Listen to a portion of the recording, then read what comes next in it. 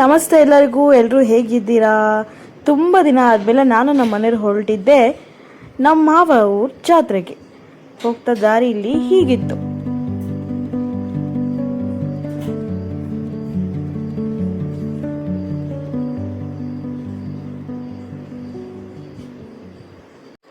ಸುತ್ತಮುತ್ತ ಇರೋ ಪ್ರಕೃತಿನ ಎಂಜಾಯ್ ಮಾಡ್ಕೊಂಡು ಹೋಗ್ತಾ ಇದ್ದಿದ್ದು ನಮಗೆ ಅನ್ನಿಸ್ತು, ಎಲ್ಲಾದರೂ ಪೆಟ್ರೋಲ್ ಖಾಲಿ ಆಗಿಬಿಟ್ರೆ ಏನಪ್ಪ ಮಾಡೋದು ಅಂತ.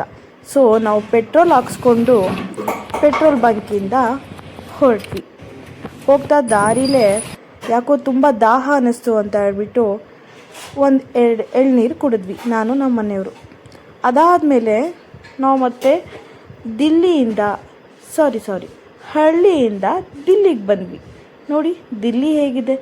ದಿಲ್ಲಿಗೆ ಎಂಟರ್ ಆಗಿದ ತಕ್ಷಣ ನಮಗೆ ಕಾಣಿಸೋದೆ ಕಾರು, ಬಸ್ಸು, ಲಾರಿ ಇವೆಲ್ಲ.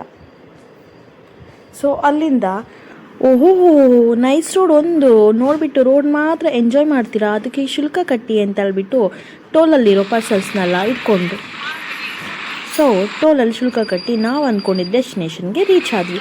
ಅಲ್ಲಿ ನೋಡಿದರೆ ಊರ ಹಬ್ಬ ತುಂಬ ಜೋರಾಗಿ ನಡೀತಿತ್ತು. ಅದಾದಮೇಲೆ ಮನೆ ಹತ್ರ ಬಂದು ನೋಡಿದಾಗ ಮನೆ ಹತ್ರ ಯಾರೂ ಇರಲಿಲ್ಲ, ಎಲ್ಲ ದೇವಸ್ಥಾನದ ಹತ್ರ ಹೋಗಿದ್ರು. ನಾನು ದೇವಸ್ಥಾನಕ್ಕೆ ಹೋಗಬೇಕು ಅಂತ ಹೇಳ್ಬಿಟ್ಟು ನನ್ನ ಹಳೆ ಲುಕ್ಕಿಂದ ಹೊಸ ಲುಕ್ಕಿಗೆ ಟ್ರಾನ್ಸ್ಫರ್ ಮಾಡಿಕೊಂಡೆ. ನೋಡಿ ನನ್ನ ಟ್ರೆಡಿಷ್ನಲ್ ಲುಕ್ಕು ಈ ಥರ ಇತ್ತು. ಸೊ ದೇವಸ್ಥಾನಕ್ಕೆ ಹೋಗಿ ಬಂದು ಮನೆಗೆ ಮಾಡಿರೋ ಮಟನ್ ಊಟನ ತಿಂದ್ವಿ. ಮುದ್ದೆ ವಿತ್ ಮಟನ್ ಸಾರು, ಮಟನ್ ಚಾಪ್ಸು. ಏನೇ ಹೇಳ್ರಿ, ಮಟನ್ ಊಟ ಅಂದರೆ ಮಟನ್ ಊಟನೇ. ಏನೇ ಹೇಳಿ, ಬಾಡೂಟ ಅಂದರೆ ಬಾಡೂಟನೇ. ಹೊಟ್ಟೆ ತುಂಬ ತಿಂದು ಜೊತೆಗೆ ಫ್ಯಾಮಿಲಿ ಜೊತೆ ಸ್ವಲ್ಪ ಟೈಮ್ ಸ್ಪೆಂಡ್ ಮಾಡಿದ್ದೆ ಮಜಾ. ಅದಾದಮೇಲೆ ಹೊಟ್ಟೆ ತುಂಬ ತಿಂದಮೇಲೆ ಯಾಕೋ ಹೊಟ್ಟೆ ಭಾರ ಅನ್ನಿಸ್ತು. ಅದಕ್ಕೋಸ್ಕರ ಐಸ್ ಮಾಮ ಬಂದ, ಐಸ್ ರಿಕ್ವೆಸ್ಟ್ ಮಾಡಿ ಐಸ್ ಎತ್ಕೊಂಡು ನೋಡಿ ನನ್ನ ಐಸ್ ಕ್ರೀಮ್ ಈ ಥರ ಇತ್ತು.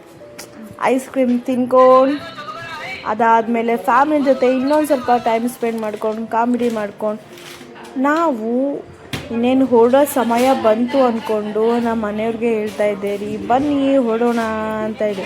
ಅಷ್ಟೊತ್ತಿಗೆ ಸಂಜೆ ಆಗಿದ್ದಿತ್ತು. ಸಂಜೆಗೆ ಮನೆ ಕಡೆ ರಯ್ಯ. ಸೊ ಮತ್ತೆ ಸಿಗೋಣ ಎಲ್ಲರಿಗೂ. ಅಲ್ಲಿವರೆಗೂ ಬಾಯ್.